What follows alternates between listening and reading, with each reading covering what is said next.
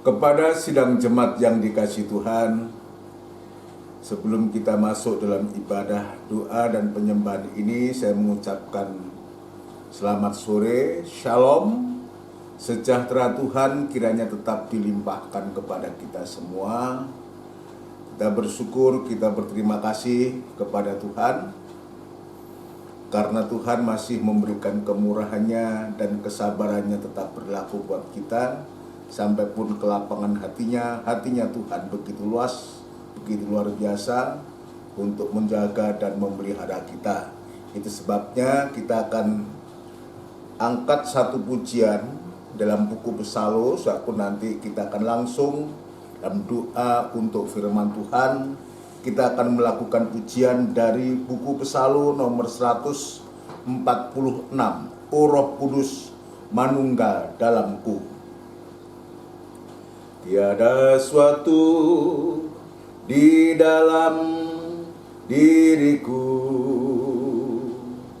yang mampu melakukan kehendak-Mu, hanya bila Kau menyertaiku dan tinggal di dalamku.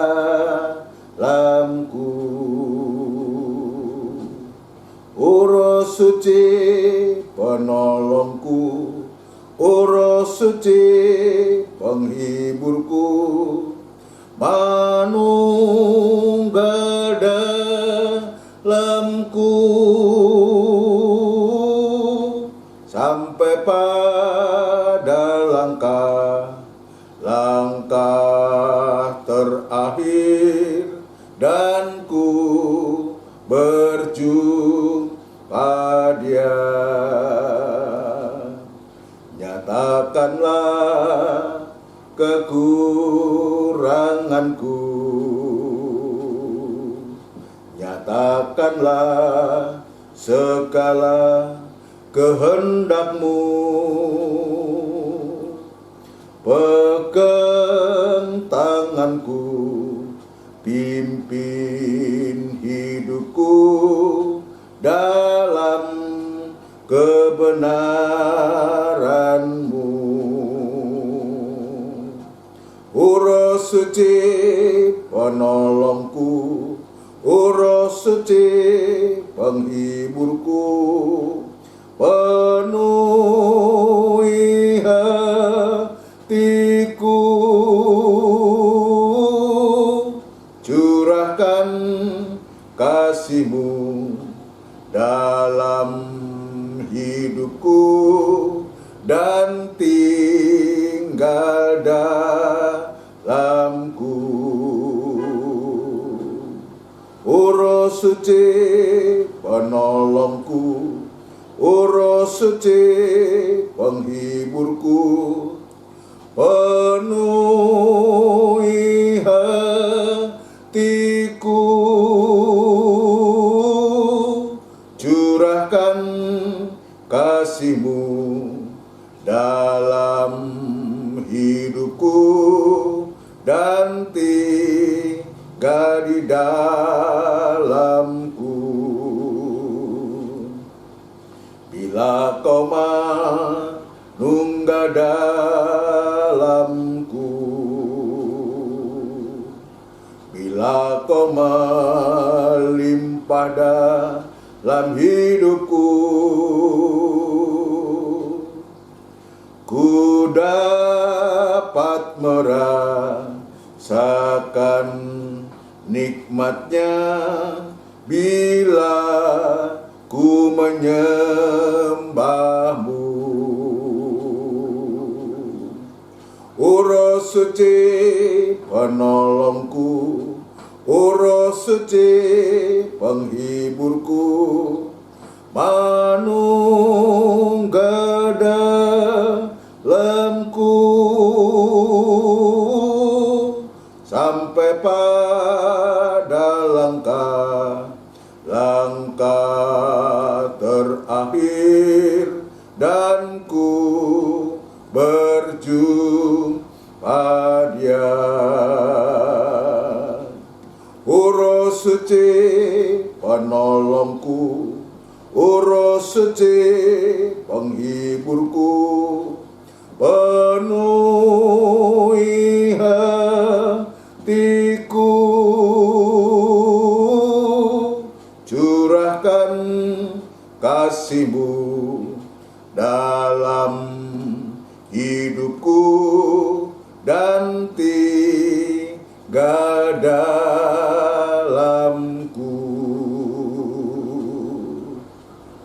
Kita bersama tundukkan kepala, kita akan berdoa kepada Tuhan untuk meminta Roh Kudus untuk supaya dicurahkan dalam hati kita sehingga kita bisa mengerti apa yang menjadi kehendak Tuhan. Kita tundukkan kepala.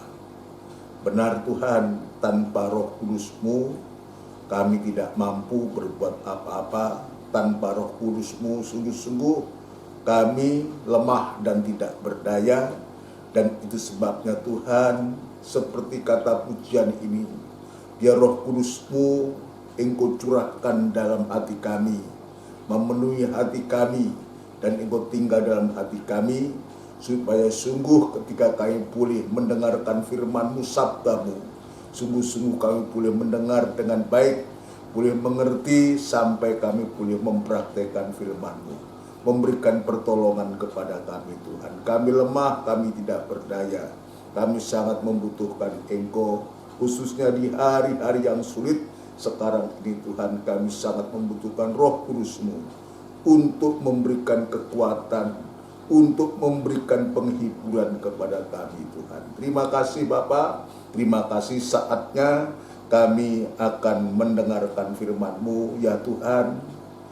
Engkau membuka hati kami yang seluas-luasnya untuk supaya firman-Mu boleh mendapatkan tempat yang terutama dalam hati kami Tuhan.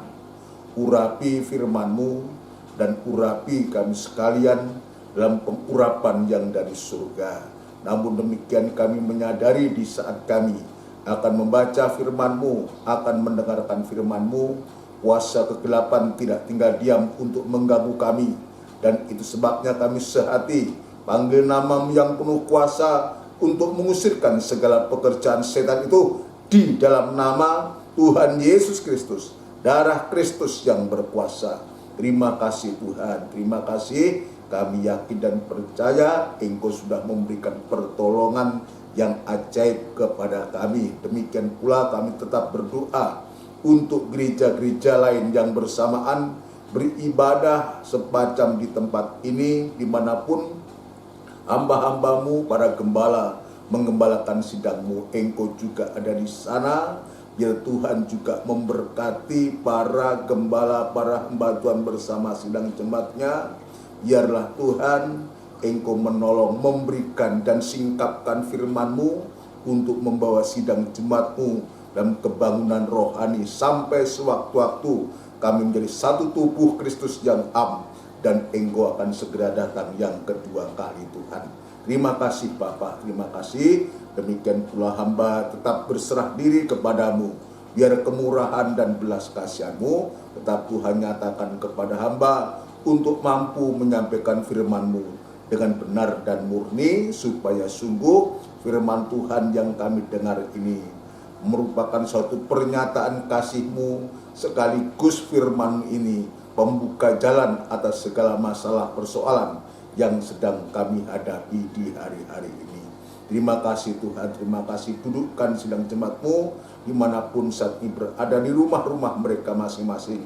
Biar Tuhan mereka juga merindukan Engkau, merindukan firman-Mu. Hanya firman-Mu lah di hari-hari ini yang dibutuhkan oleh hamba-Mu, oleh seluruh sidang jemaat-Mu di mana mereka berada Tuhan. Terima kasih Tuhan, dudukkan dan tetap memberikan kerinduan hati untuk selalu merindukan Engkau Tuhan. Terima kasih Tuhan, berfirmanlah kepada kami dan kami siap untuk mendengarkan firman-Mu. Di dalam nama Tuhan Yesus Kristus kami alaskan doa dan sembahyang kami.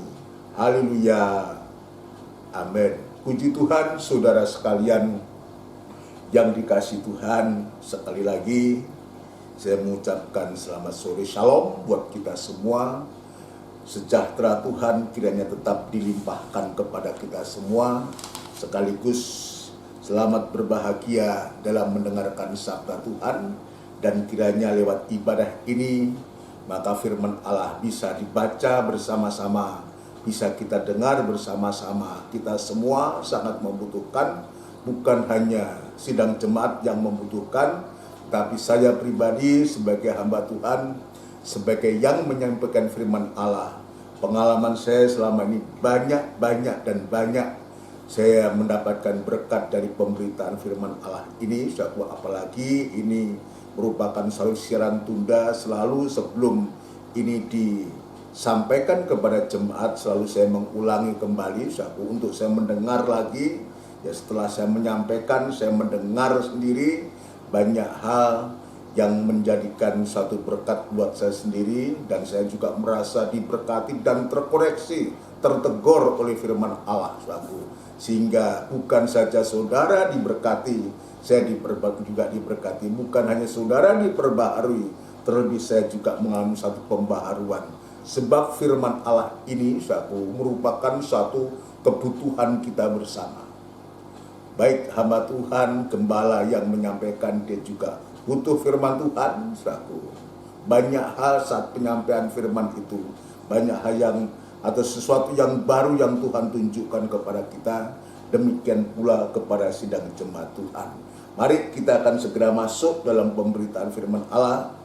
Topik kita ada dalam suratan Roma pasal yang kedua. Pasal yang kedua, suratan Roma pasal yang kedua. Lebih baik saya akan membacakan kembali satu tema ini ya, untuk kita simak bersama-sama. Pasal 2 ayat yang keempat, ya, Roma pasal 2 ayat yang keempat, untuk kita tidak bosan-bosan untuk mengulang-ulangi firman Tuhan. Begini bunyinya, maukah engkau menganggap sepi kekayaan kemurahannya, kesabarannya, dan kelapangan hatinya? Tidakkah engkau tahu bahwa maksud kemurahan Allah ialah menuntun engkau kepada pertobatan? Jadi dari sini kita bisa melihat tujuan rencana Allah kepada manusia itu hanya satu.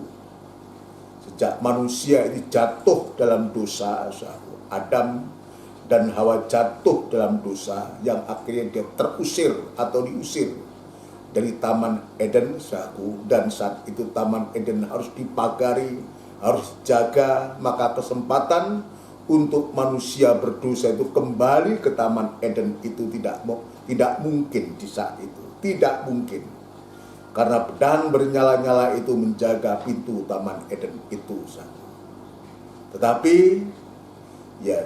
Tetapi setelah sekian ribu tahun, kurang lebih saudara sekalian 4.000 tahun kemudian, zaman Adam sampai Abraham itu memakan waktu 2000 tahun. Dalam pelajaran peta zaman, dari Abraham sampai kedatangan Tuhan Yesus yang pertama, saudara sekalian, itu juga memakan waktu 2000 tahun. Itu sebabnya saya mengatakan bahwa setelah manusia itu jatuh dalam dosa dan dia terusir dari Taman Eden, waktu yang cukup lama manusia itu merana. Maka 4.000 tahun kemudian, setelah Yesus datang, Allah menjadi manusia.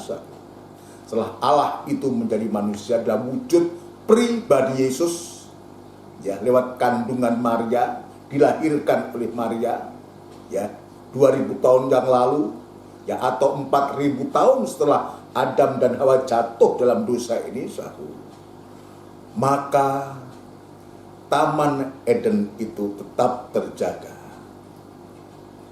Pedang yang menyala-nyala itu, yang menyambar-nyambar itu, tetap menjaga taman itu.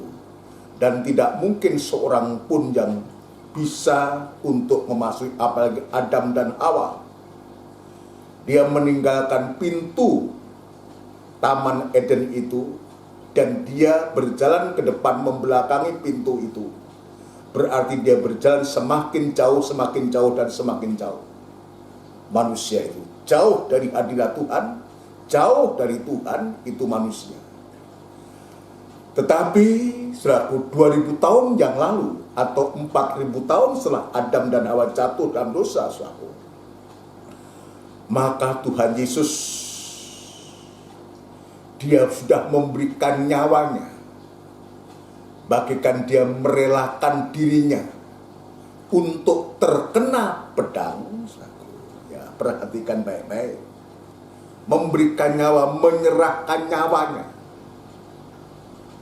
Ya, bagaikan dia siap untuk menyerahkan diri terkena pedang, untuk supaya jalan masuk ke Taman Eden itu, ya, Taman Eden itu identik dengan kerajaan surga, ya, maka jalan menuju kerajaan surga itu sudah terbuka kembali. Sudah terbuka kembali. Dengan matinya Yesus itu di atas kayu salib, maka kehidupan yang berdosa. Yang pertama, saudaraku, yang mendapatkan kesempatan itu justru orang berdosa. Ketika Yesus disalib di atas kayu salib, saudaraku, maka satu dari dua penjahat di kiri atau kanannya Tuhan itu, dia bertobat, dia menerima Yesus. Dan satunya dia tetap mengolok, dia tetap menghujat. Tetapi yang satu ini dia mengakui, dia mengatakan, Yesus, jika engkau datang sebagai Raja, ingatlah akan aku. Ini perkataan orang berdosa, perkataan orang yang jahat ini, yang harusnya dia juga mendapat, dia harus mati, harus dihukum, tetapi karena dia mengaku di hadapan Tuhan, mengakui kesalahannya, mengakui kejahatannya, maka saat itu juga Tuhan Yesus mengatakan, saat ini juga engkau bersama-sama aku di Firdaus. Ya, sama dengan Taman Eden, sama dengan kerajaan surga. Jadi pintu kerajaan surga itu terbuka ketika Yesus itu memberikan dirinya bagaikan terkena pedang itu, untuk supaya jalan menuju kerajaan surga itu terbuka kembali. Dan itu sebabnya dalam Injil Yohanes pasal yang ke-14,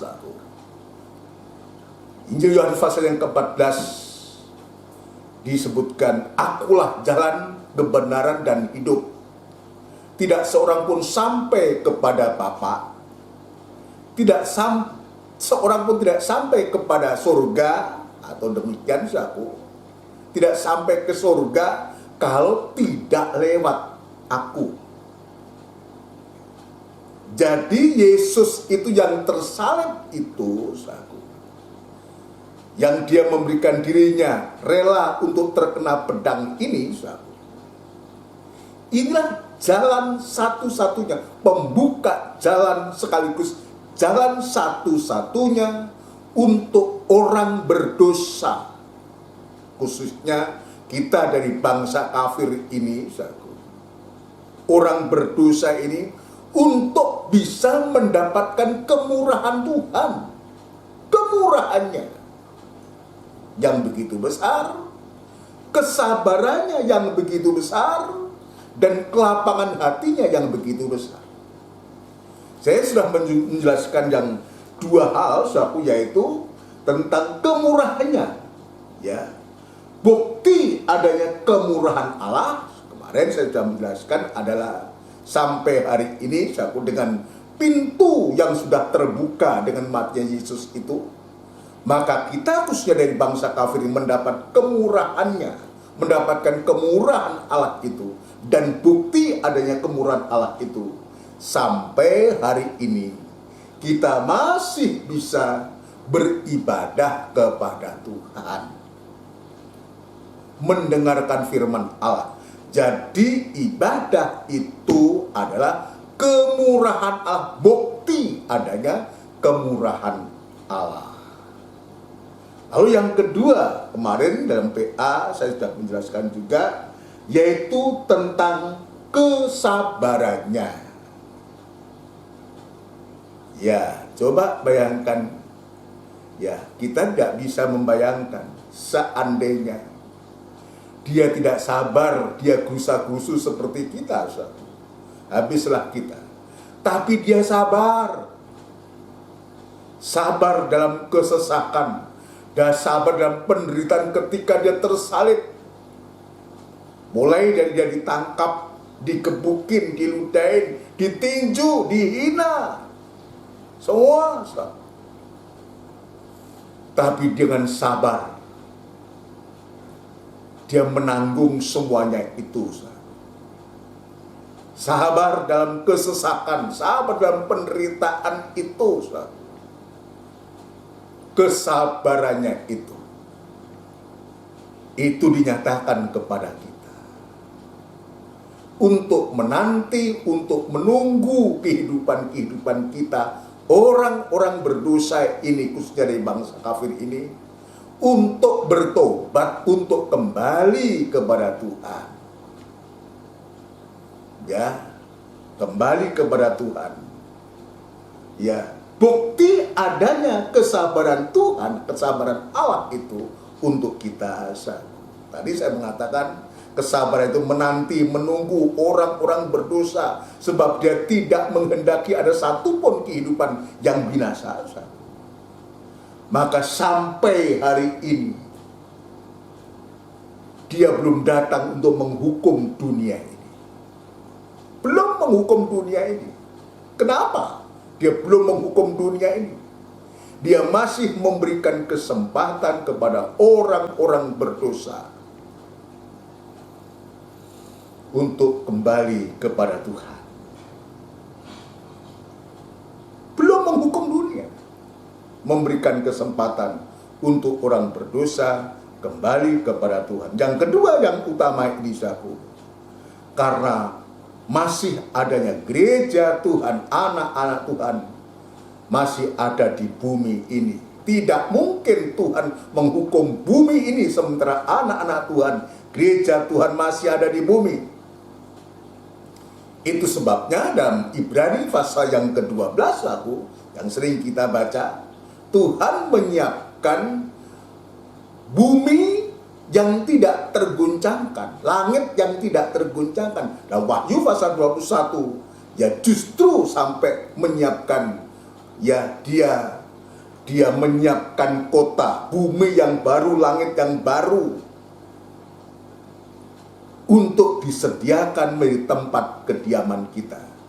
Tempat yang tidak mungkin terguncang ketika dunia dihukum, mengalami suatu kegoncangan yang begitu hebat dan hukuman Allah itu, maka kita sudah berada di surga. Itu sebabnya ini kita patut memperhatikan kesabarannya ini, memberikan kesempatan untuk kita kembali kepada Tuhan. Dan itu sebabnya dia belum menghukum dunia dan segala isinya ini,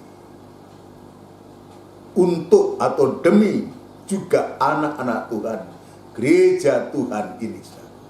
Dia belum menghukum dunia ini.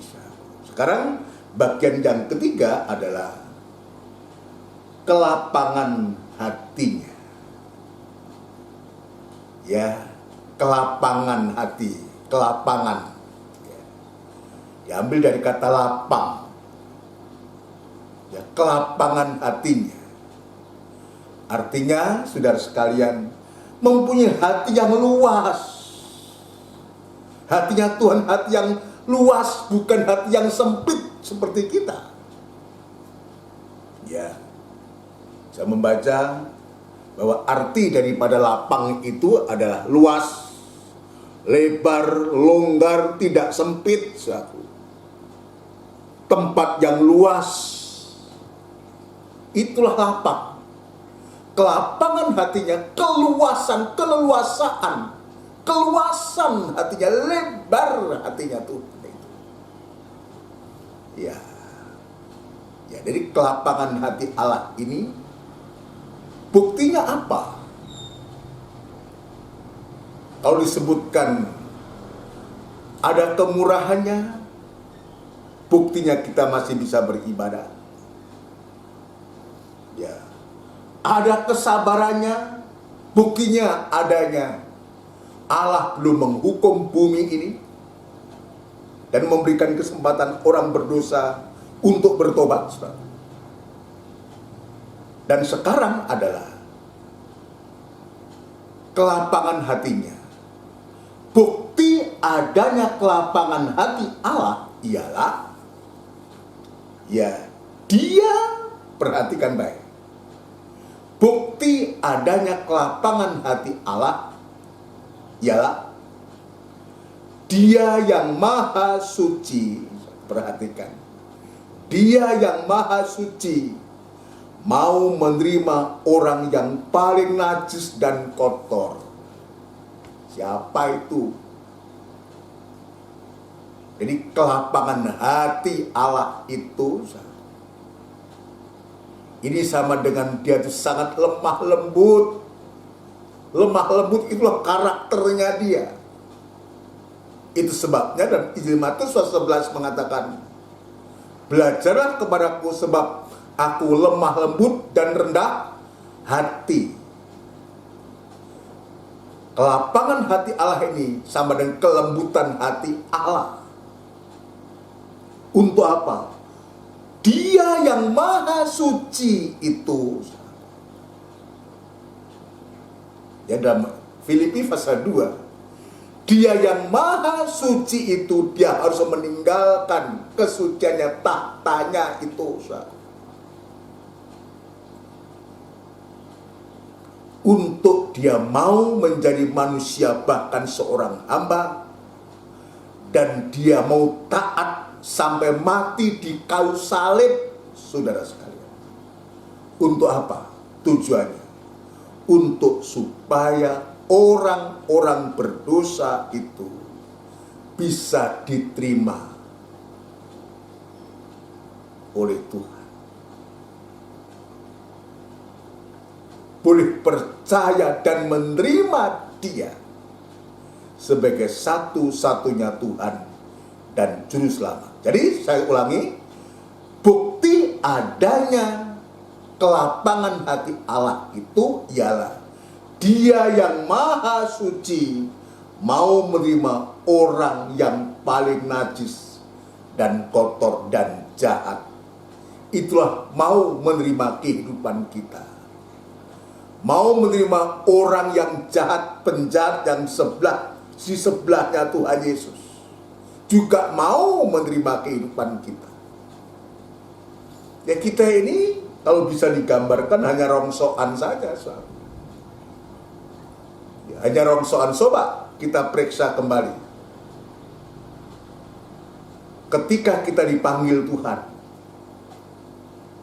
untuk percaya dan menerima Yesus sebagai Tuhan dan Juru Selamat.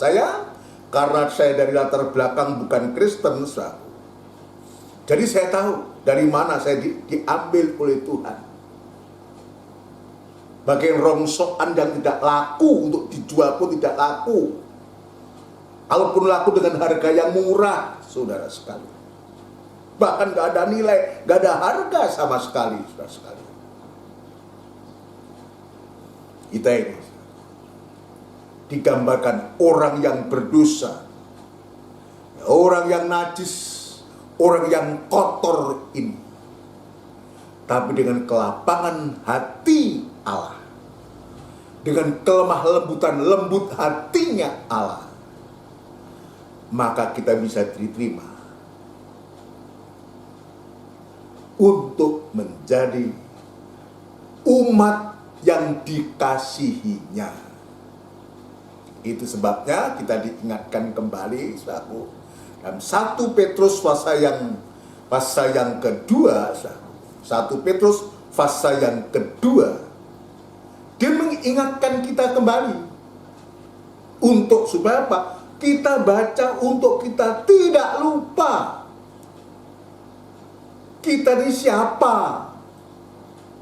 Saudara sekalian, kemarin saya mengatakan kita ini sudah mati oleh karena pelanggaran dosa kita, tetapi oleh karena kasih karunia Allah.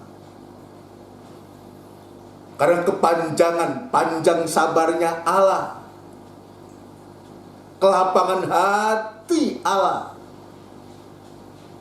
Sehingga kita bisa dihidupkan kembali sampai hari ini. Maka 1 Petrus pasal yang kedua ayat yang ke-10, saudaraku, ayat yang ke-10, mari kita akan baca untuk melengkapi penjelasan ini, saudara sekalian.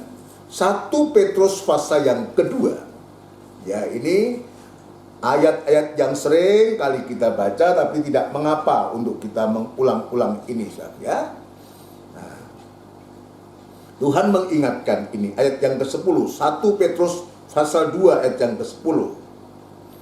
Ya, kamu yang dahulu bukan umat Allah, ini khususnya kita dari bangsa kafir, ya, dari bangsa kafir. Yang lalu saya menjelaskan, ya, Yesus mati itu sebetulnya, dengan 4 luka itu, Yesus itu sudah mati. 2 di tangan, 2 di kaki, Yesus sudah mati. Itu untuk Israel, Tapi saat itu bangsa kafir belum mendapatkan bagian. Maka prajurit Romawi ini, yang mewakili kita bangsa kafir khususnya, dia juga seolah dia menuntut, seolah dia meminta bagian keselamatan dari Tuhan itu. Maka dengan tombaknya itu, dia menusuk lambung dari Tuhan Yesus itu. Dan di saat itu Alkitab mengatakan, keluarlah air dan darah. Inilah awal atau lahirnya gereja Tuhan, khususnya dari bangsa kafir. Kita. Jalurnya adalah kemurahan.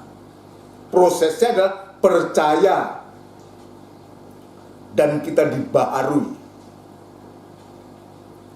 oleh Tuhan. Percaya, bertobat, dan lahir baru. Ini prosesnya buat kita. Untuk menerima kemurahan Allah, kesabaran Allah, dan kelapangan hati Allah itu. Dari orang berdosa, orang yang paling kotor, orang yang paling najis itu, maka dia datang untuk kita, untuk itu. Itu sebabnya, saya ulangi, kamu yang dahulu bukan umat Allah, tetapi yang sekarang telah menjadi umatnya, yang dahulu tidak dikasihani, tetapi yang sekarang telah beroleh belas kasihan. Ini yang Tuhan tunjukkan, Tuhan mengingatkan kepada kita. Dia datang dengan kelapangan hatinya untuk bisa menerima orang yang kotor, najis, dan berdosa. Rasul Paulus dalam suratannya, kita akan membaca dalam 1 Timotius pasal yang pertama. Ya, ini pengakuan dari Rasul Paulus yang notabene dia adalah orang Israel dari suku Benyamin. Coba kita baca 1 Timotius maksud saya, 1 Timotius pasal yang pertama, 1 Timotius pasal yang pertama, kita akan membaca, ya. Ya. Lebih baik kita baca mulai ayat 12. Bagaimana Paulus dia menyatakan, menunjukkan kehidupannya adalah orang berdosa, ya. Ya. Ayat 12, 1 Timotius pasal yang pertama ayat yang ke-12. Begini bunyinya. Aku bersyukur kepada Dia, perhatikan, yang menguatkan aku. Ya, aku bersyukur kepada Dia yang menguatkan aku, yaitu Kristus Yesus Tuhan kita.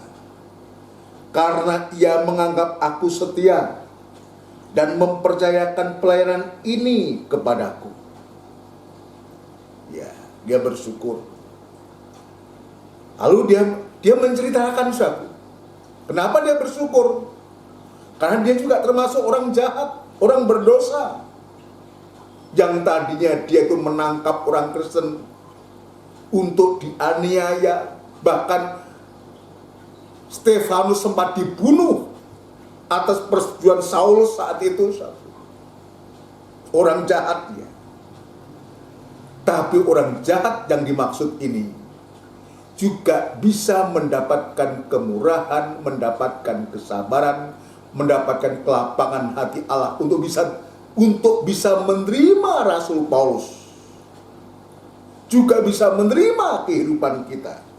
Ayat 13 perhatikan, aku yang tadinya seorang penghujat dan seorang penganiaya jemaat ini, dan seorang ganas, tetapi aku telah dikasihaninya. Nah, ini pengalaman Paulus. Ini pengalaman Paulus. Dan bagi kita juga masing-masing ada pengalaman. Mungkin kita juga seperti perjalanan Paulus ini. Seorang penghujat, seorang penganiaya, seorang yang jahat, seorang yang kotor, seorang yang najis. Siapapun kita, apapun masa lalu kita, saudara sekalian, ya, ini kita lihat. Ya, tetapi aku telah dikasihaninya, karena semuanya itu telah kulakukan tanpa pengetahuan, yaitu di luar iman. Sebelum dia percaya Yesus, sebelum dia menerima Yesus sebagai satu-satunya Tuhan dan Juru Selamat, ya, dia melakukan itu tanpa pengetahuan, tanpa iman. Dia tidak mengerti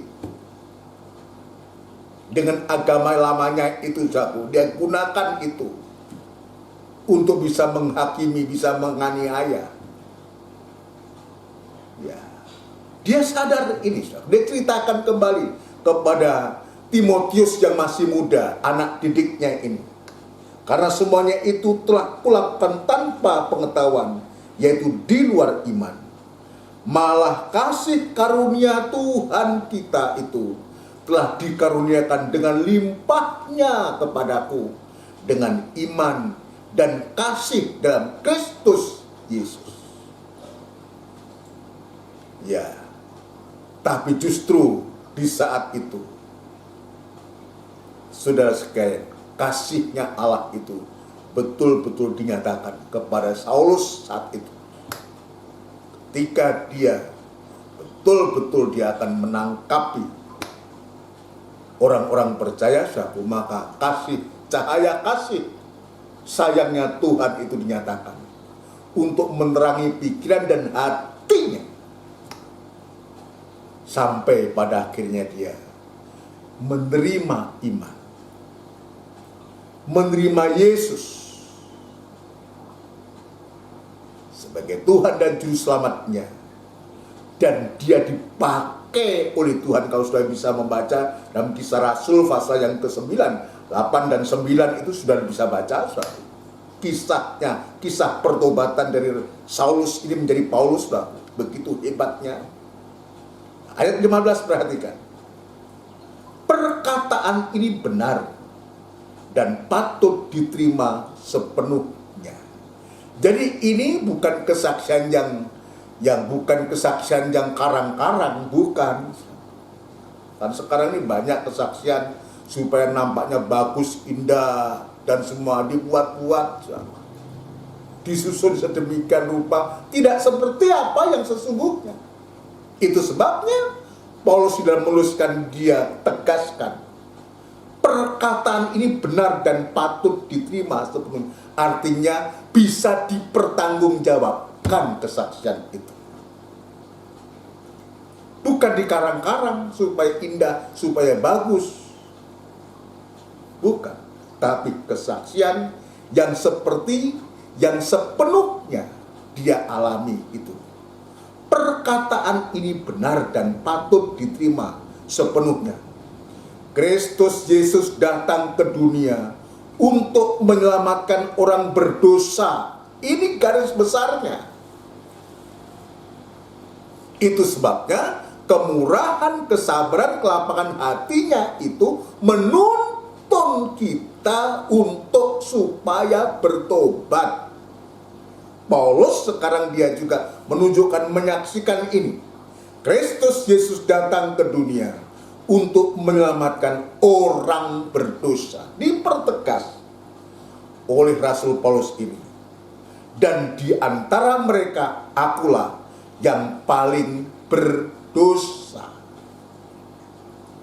Ini merupakan suatu pengakuan, merupakan suatu kesaksian yang ditulis dalam suratnya ini untuk supaya kita bisa membaca. Kalau seorang rasul saja dalam tulisannya dia mengatakan, dia sebutkan, dan di antara mereka akulah yang paling berdosa. Lalu bagaimana dengan kita? Coba, kita sudah bangsa kafir, nggak ada bagian apa-apa.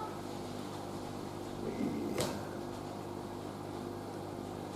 Tapi sekarang kita juga bisa boleh menerima kemurahannya, kesabarannya, kelapangan hatinya, keluasan hati Allah itu ditujukan kepada kita dan kita terima sekarang.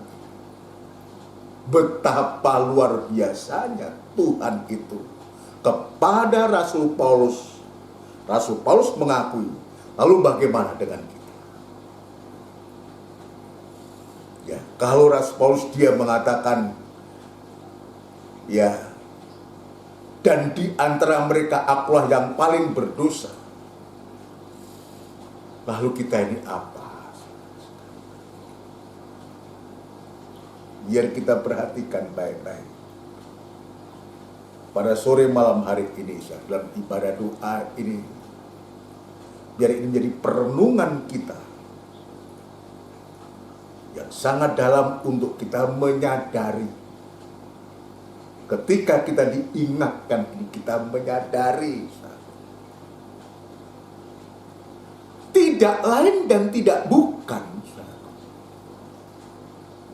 adalah untuk menyadarkan kita betapa rapuhnya kita, betapa tidak berdayanya kita.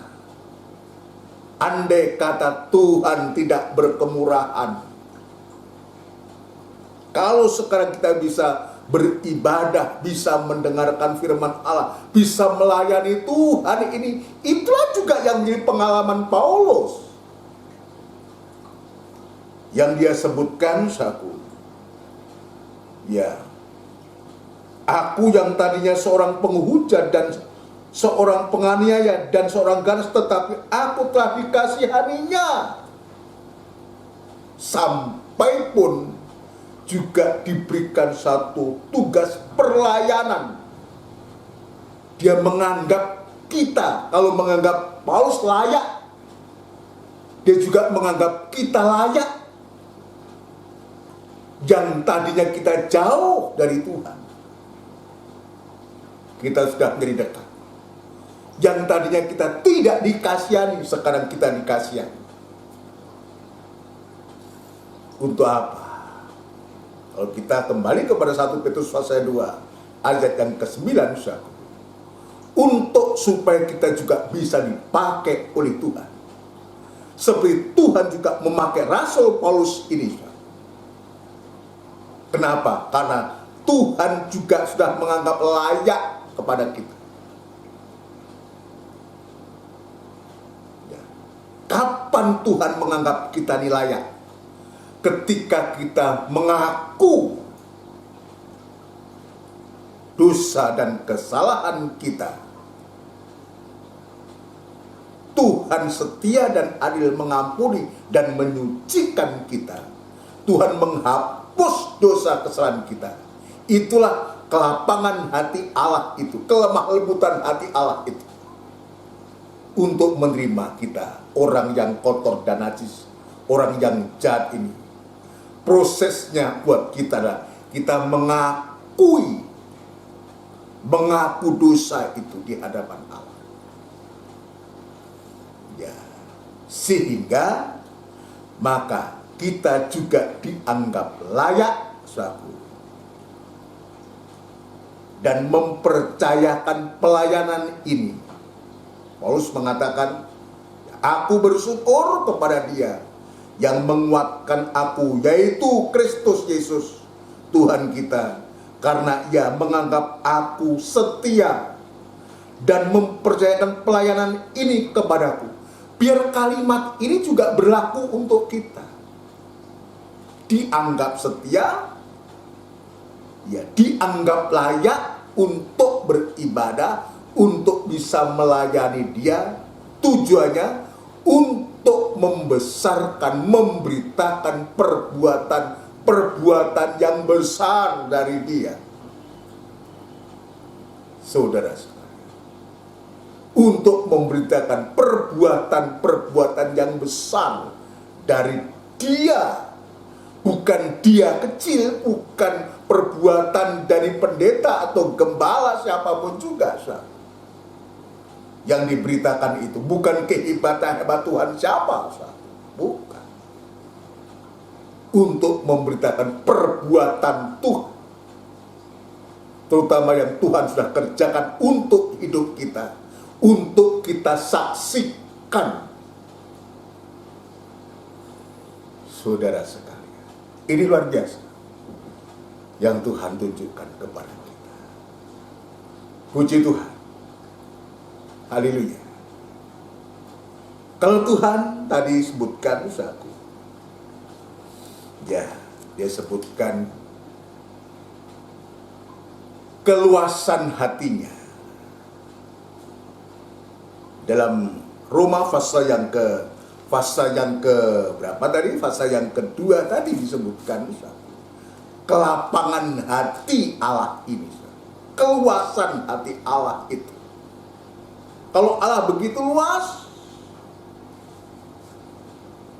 ya, Dia membuka lebar-lebar,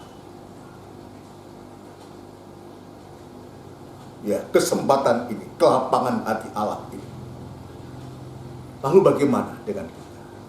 Paulus dalam suratannya kepada jemaat Korintus, dia merasa jemaat Korintus kurang bisa, ya, jemaat Korintus ini kurang terbuka, bahkan tidak terbuka untuk Tuhan, untuk hadirat Tuhan. Itu sebabnya Paulus dia menulis dalam suratnya dalam 2 Korintus pasal yang ke-6, 2 Korintus pasal yang ke-6, 2 Korintus pasal yang ke-6, ya, 2 Korintus pasal yang ke-6 ayat yang ke-11. Ini bagikan keluhan dari Rasul Paulus kepada jemaat Korintus ini, karena jemaat Korintus ini tidak mau membuka hati, tidak mau membuka hati, sementara Yesus Tuhan itu sudah dengan kelapangan hatinya Allah, Dia buka keluasan hati Allah.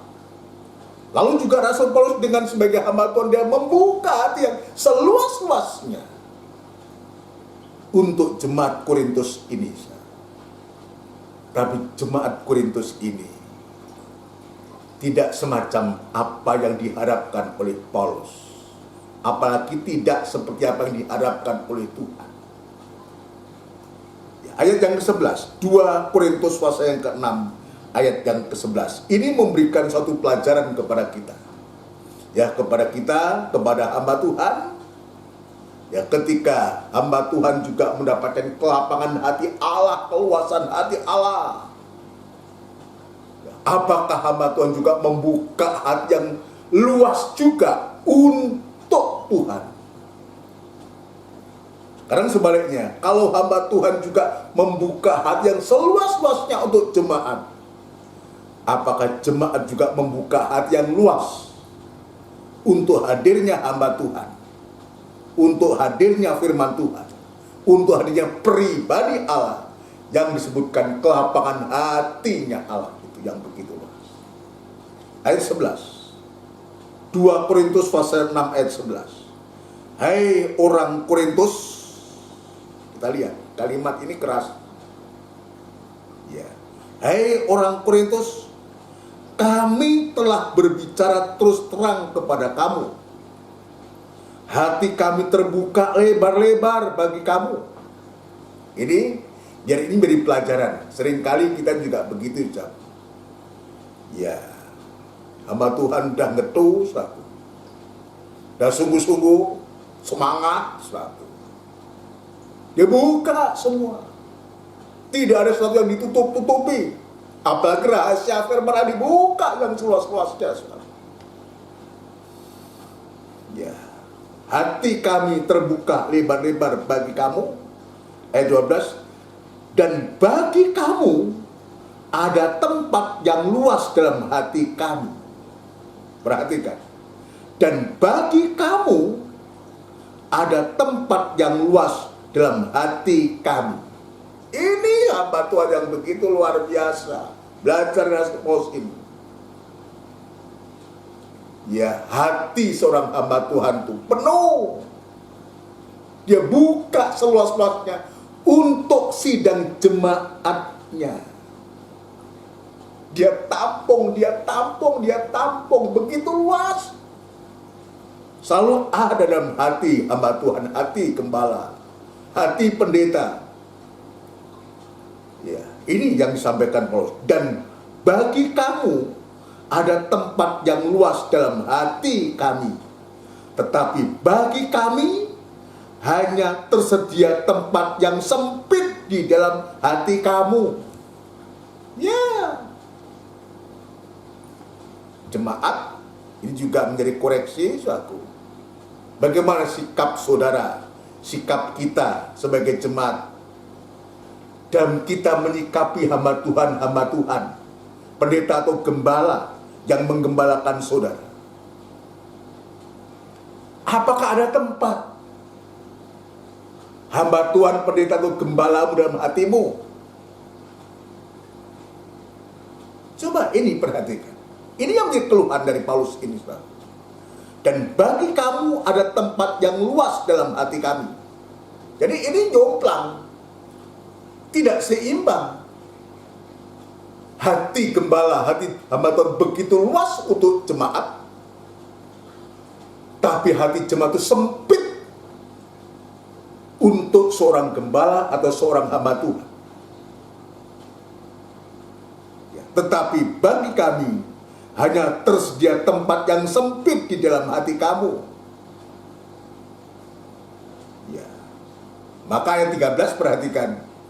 Maka sekarang supaya timbal balik, aku berkata seperti kepada anak-anakku. Jadi jemaat ini bagi seorang gembala bahkan seorang bapak, jemaat adalah anak-anak.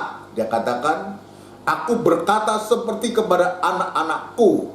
Artinya Paulus mengatakan, aku ini bapak, aku ini orang tua. Mau berbicara kepada anak-anakku, bukalah hati kamu selebar-lebarnya. Bukalah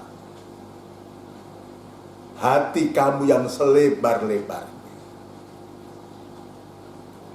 Ya, seperti seorang hamba Tuhan, seorang gembala membuka hati yang begitu luas untuk sidang jemaatnya, supaya imbal balik. Coba yang sempit itu diperbesar, diperlebar. Buka yang selebar-lebarnya. Hatimu selebar-lebarnya. Ya, supaya ada imbal balik.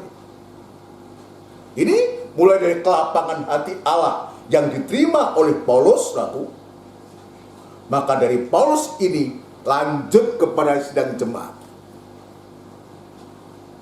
Nah, kalau ini terjadi, sama-sama membuka hati yang selebar-lebarnya, apa yang terjadi, akan terjadi suatu hubungan yang harmonis antara Rasul Paulus juga antara Rasul Paulus dengan jemaat di Korintus, antara hamba Tuhan, antara gembala dengan jemaat. Sehingga tidak ada kendala, tidak ada tergendala. Ya. Kalau jemaat itu dia membuka, ya dia katakan di sini, ya tempat yang tersedia, tempat yang sempit di dalam hati kamu, itu tidak menguntungkan sebetulnya bagi jemaat.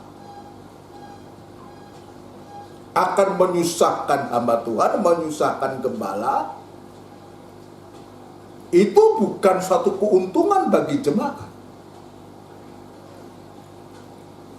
Di dalam Ibrani pasal yang ke-13, ya betapa tanggung jawabnya seorang hamba Tuhan, seorang gembala itu terhadap jemaat yang dipercayakan.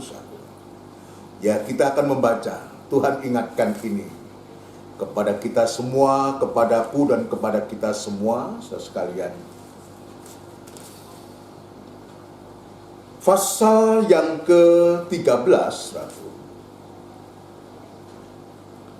ayat yang ke-17, ini mengingat betapa beratnya tanggung jawab dari seorang gembala, seorang hamba Tuhan itu. Ayat 17, taatilah pemimpin-pemimpinmu dan tunduklah kepada mereka, sebab mereka berjaga-jaga atas jiwamu sebagai orang-orang yang harus bertanggung jawab atasnya. Jadi seorang pendeta, seorang hamba Tuhan atau seorang gembala itu, dia ada tanggung jawab yang double. Ya, tanggung jawab yang double. Tanggung jawab terutama adalah untuk mengadakan doa penyautan, berjaga-jaga atas jiwamu, itu adalah doa penyautan kepada Tuhan. Dia membawa jemaat itu, membawa domba-domba itu dibawa kepada Tuhan. Ya, ketika gembala itu membawa domba-domba jiwa-jiwa kepada Tuhan, maka gembala agung itu dia akan mengulurkan tangannya untuk memberikan pertolongan yang ajaib kepada domba-domba, kepada sidang jemaat. Mengingat beratnya tanggung jawab dari seorang hamba Tuhan, seorang gembala ini, itu sebabnya tidak heran kalau Rasul Paulus mengatakan, ya, untuk supaya imbal balik, bukalah hatimu yang selebar-lebarnya, jangan sempit. Ya, saya ulangi, taatilah pemimpin-pemimpinmu dan tunduklah kepada mereka, sebab mereka berjaga-jaga atas jiwamu. Selalu dibawa dalam doa, di mana dan saat apapun juga, selalu jemaat selalu dipanggil, jemaat selalu dibawa. Tuhan lindungi jemaat, Tuhan peliharakan jemaat, Tuhan, dan terus jemaat ini, jemaat itu ada masalah ini, Tuhan ada persoalan ini, Tuhan dibawa kepada Tuhan. Ya, berjaga-jaga atas jiwamu sebagai orang-orang yang harus bertanggung jawab atasnya. Dengan jalan itu mereka akan melakukannya dengan gembira. Jadi dengan jemaat membuka yang selebar-lebarnya itu satu, serta ada ketaatan kepada gembalanya atau hamba Tuhan itu satu. Dengan jalan itu, kalau jemaat bisa melakukan itu satu, itu juga akan meringankan tugasnya seorang gembala. Dengan jalan itu mereka akan melakukannya dengan gembira. Nah, kalau kata gembira ini berarti juga bisa juga dia melakukan dengan hati yang susah, berat. Tapi karena ada ketaatan dan ada keseimbangan, ya antara jemaat dan gembala ini, maka ayat mengatakan, maka gembala itu, pemimpin itu akan melakukannya dengan gembira, bukan dengan keluh kesah, sebab hal itu tidak akan membawa keuntungan bagimu. Gak menguntungkan bagi kita. Yang kita harapkan ketika kita beraktivitas, apa di saat-saat semacam ini, apa yang bisa dilakukan? Ya. Doa dari hamba Tuhan, doa dari gembala itu penting. Di samping kita juga harus berdoa kepada Tuhan. Tapi adanya orang yang bertanggung jawab di hadapan Allah ini, adanya gembala ini penting untuk kita bisa mengerti. Ya, dan selanjutnya, ini seringkali ya tidak dibaca, hanya sampai di sini, saudara. Sebab hal itu tidak akan membawa keuntungan bagimu. Ayat 18. Berdoalah terus untuk kami. Nah, ini permohonan. Permohonan dari penulis Ibrani yang kita yakini adalah Rasul Paulus, Rasul. Ya, sebab hal itu tidak akan membawa keuntungan bagimu. Berdoalah terus untuk kami. Jadi seorang gembala itu juga perlu doa dari sidang jemaat. Terutama doa kerinduan dari jemaat itu untuk firman Tuhan, supaya Tuhan membukakan firman Allah kepada gembala, kepada hamba Tuhan yang dipercayakan. Ya. Sebab kami yakin bahwa hati nurani kami adalah baik, karena di dalam segala hal kami menginginkan sesuatu hidup yang baik. Dan secara khusus aku menasihatkan kamu agar kamu melakukannya, supaya aku lebih lekas dikembalikan kepada kamu. Jadi kerinduan dari seorang hamba Tuhan. Ya, bagaikan seperti sekarang ini kita belum bisa beribadah secara tatap muka, saudara. Bagi kita di GKGM ini masih siaran tunda sampai hari ini. Kita juga merindukan, saya juga merindukan seperti Paulus ini. Sampai gembala hamba Tuhan dikembalikan di tengah-tengah dalam jemaat. Atau kita bisa bertatap muka seperti sedia kala, begitu indahnya. Begitu indahnya. Ini kerinduan dari seorang hamba Tuhan. Itu sebabnya, saya ingin mengajak kepada kita, biar kita ada satu keseimbangan. Ketika Tuhan, dia dengan kelapangan hatinya Allah itu dinyatakan kepada kita, kepada hamba Tuhan membuka hati yang seluas-luasnya, selebar-lebarnya. Ya, kepada jemaat juga demikian, bisa membuka hati yang seluas-luasnya. Maka di saat semacam itu, yang terjadi adalah pasti hadirat Tuhan itu akan dinyatakan kepada kita. Sehingga firman Allah semakin dibukakan kepada kita. Semakin firman Allah dibukakan kepada kita, semakin banyak orang akan dibangun rohaninya. Yang tidak ada harapan, diberikan harapan yang baru oleh firman Tuhan. Yang berdosa mendapatkan koreksi teguran dari firman Allah, dia bisa diperbaharui hidupnya. Puji Tuhan. Ini yang Tuhan tunjukkan kepada kita. Itu sebabnya saya kembali kepada tema. Bukti adanya kelapangan hati Allah itu, dia sudah membuktikan sendiri. Dia membuka hati yang seluas-luas. Dengan kerendahan hatinya, dengan kelemah lembutannya. Di atas kayu salib Dia menerima orang-orang yang berdosa, orang-orang yang najis, orang-orang yang kotor. Itulah Paulus, dia mengakui, itulah kehidupan kita hingga sampai sekarang ini.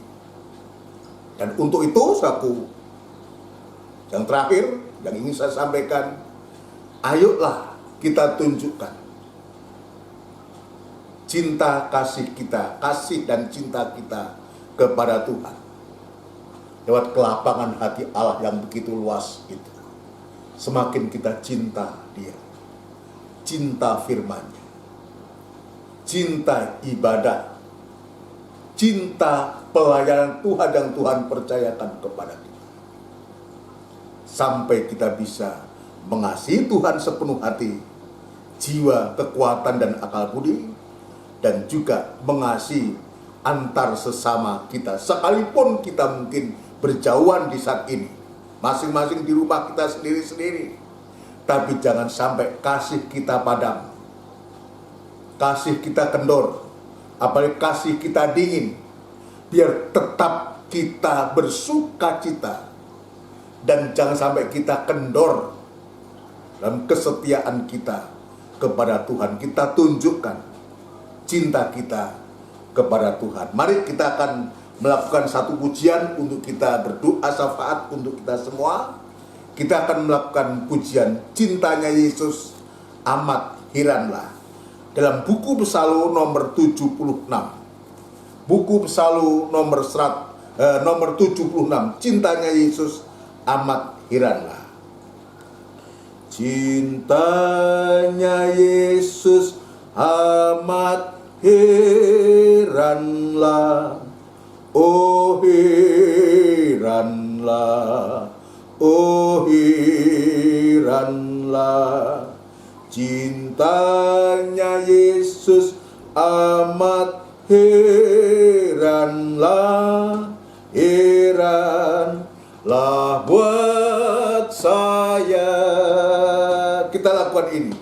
Cintanya Yesus amat heranlah, oh heranlah, oh heranlah. Cintanya Yesus amat heranlah, heranlah buat saya. Sekali lagi. Cintanya Yesus amat heranlah, oh heranlah, oh heranlah.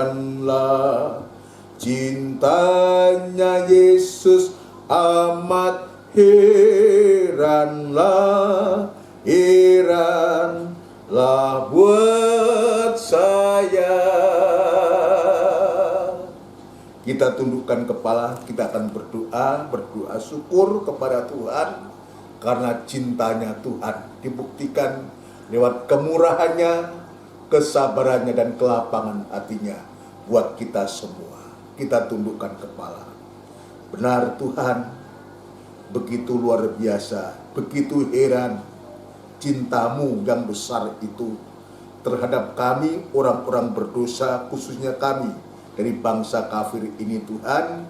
Kami bersyukur, kami berterima kasih. Tidak henti-hentinya kami ucapkan kepadamu. Begitu baik Engkau Tuhan terhadap kami, sehingga kami orang-orang berdosa ini, orang-orang yang tidak ada harapan, mempunyai harapan yang baru untuk kami boleh percaya menerima Engkau. Bahkan kami boleh beribadah, bahkan juga kami boleh melayani Engkau. Biarlah Tuhan semakin hari semakin kami diberikan kesetiaan oleh Tuhan, untuk kami semakin membuka hati yang seluas-luasnya untuk supaya pribadimu itu juga leluasa di dalam hati kami ini Tuhan. Ampuni kalau selama ini memberikan hati yang sempit, memberikan kesempatan yang begitu kecil sedikit kepada Engkau Tuhan untuk tetap tinggal dalam hati kami. Itu sebabnya ampuni kami Tuhan. Dan sekarang Tuhan, ya kami membuka hati yang seluas-luasnya untuk Engkau tetap tinggal berada dalam hati kami, dan damai sejahtera-Mu, penyertaan-Mu sungguh semakin hari semakin nyata, khususnya di hari-hari ini Tuhan. Dalam masa yang susah, yang sulit ini Tuhan, kami membutuhkan kelapangan hati-Mu untuk ada dalam hati kami, selalu memberikan kesempatan, selalu menerima kehidupan kami yang serba banyak kekurangan dan kelemahan ini Tuhan. Terima kasih Bapa di surga untuk berkat firman-Mu, untuk lawatan-Mu pada malam hari ini, sehingga kami boleh digairahkan kembali untuk semakin hari semakin kami membuka hati kami yang seluas-luasnya untuk Engkau Tuhan. Terima kasih Bapa, terima kasih untuk firman dan pengurapan-Mu yang semakin hari semakin nyata juga dalam kehidupan kami. Saat ini Tuhan, kembali hamba-Mu bersama seluruh jemaat-Mu datang kepadamu Tuhan, untuk membawa kehidupan kami, kehidupan yang tadi saya sudah sebutkan banyak kekurangan dan kelemahan. Biar kiranya Tuhan memberikan kekuatan, memberikan kesetiaan, memberikan kemampuan Tuhan, khususnya dalam menjalani kehidupan saat ini di masa-masa pandemi ini Tuhan. Hanya firman dan Roh Kudus-Mu lah yang sanggup mampu untuk menguatkan kami, untuk tetap membuat kami berkobar-kobar dalam mengiring Engkau Tuhan. Terima kasih kepada seluruh sedang jemaat yang ada Tuhan di rumah-rumah mereka masing-masing. Ya Tuhan, biarlah Tuhan lawat, Tuhan jaga, Tuhan lindungi. Yang sakit Tuhan jamah, yang lemah Tuhan kuatkan semua, yang susah Tuhan hiburkan, yang dalam kekurangan biar Tuhan juga mencukupkan segala sesuatu yang mereka butuhkan. Berkatilah nikah, rumah tangga, usaha, pekerjaan mereka. Berkatilah terutama ibadah dan pelayan mereka semua Tuhan. Terima kasih Tuhan Yesus. Terima kasih apapun keadaan kami tetap meyakini bahwa Engkau tidak pernah meninggalkan kami Tuhan. Terima kasih ibadah-ibadah selanjutnya kami serahkan ke tangan-Mu Tuhan. Baik lewat siaran tunda semacam ini, biarlah kami tetap menekuni sampai Engkau membuka jalan untuk kami bisa beribadah kembali, secara tatap muka di gereja, untuk kami bisa bersekutu kembali. Kami yakin dan percaya dari semuanya ini Engkau pasti ada rencana kepada kami Tuhan. Terima kasih memberikan ketekunan untuk kami tetap menekuni 3 macam ibadah yang Tuhan sediakan kepada kami. Terima kasih Tuhan, terima kasih. Kami juga berdoa untuk bangsa dan negara kami, Republik Indonesia yang kami cintai ini. Biar Tuhan kiranya juga menjaga, Tuhan juga memakai para pemimpin kami. Tuhan memberikan hikmat akal budi untuk mampu memimpin bangsa kami yang besar ini Tuhan. Jauhkan dari pertengkaran, jauhkan dari hal-hal yang tidak berkenan di hadapan Engkau. Tetap selalu memberikan keluasan untuk supaya umat-Mu, terutama umat ketebus-Mu, bisa leluasa beribadah kepadamu Tuhan. Terima kasih, kami tidak melupakan, kami juga mendoakan Tuhan sedang jemaat-Mu yang membutuhkan pekerjaan atau mencari pekerjaan. Ya Tuhan, Engkau buka jalan. Yang merintis pekerjaan, biar Tuhan juga serta. Terima kasih Tuhan, yang sudah bekerja di kota, di luar pulau sekalipun, Engkau juga ada di sana. Engkau senantiasa memberkati dan menyertai mereka bersama keluarga mereka masing-masing. Tuhan, terima kasih Tuhan, terima kasih. Sekali lagi kami menyerahkan hidup kami ke tangan-Mu. Ya Tuhan, jaga dan pelihara kami, lindungi kami Tuhan, terutama dari COVID-19 ini Tuhan. Terima kasih, sebentar kami akan berpisah, atau mungkin ada yang beraktivitas, akan beristirahat malam, kami menyerahkan diri kepadamu. Terima kasih Tuhan, terima kasih saudaraku yang kekasih. Biarlah rahmat, anugerah, cinta yang besar yang datangnya dari Allah Bapa, Sang Putra dan Roh Kudus yang sepenuhnya di dalam nama Tuhan Yesus Kristus. Haleluya, amin. Selamat malam, Tuhan memberkati kita semua. Sedikit mohon perhatian jadwal ibadah kita. Ya seperti biasa, suatu nanti kita akan bertemu kembali ibadah siaran tunda dan hari Minggu ibadah raya, yang nanti juga akan dilanjutkan ibadah PA hari Rabu dan hari Kamis seperti sekarang ini dalam ibadah doa dan penyembahan.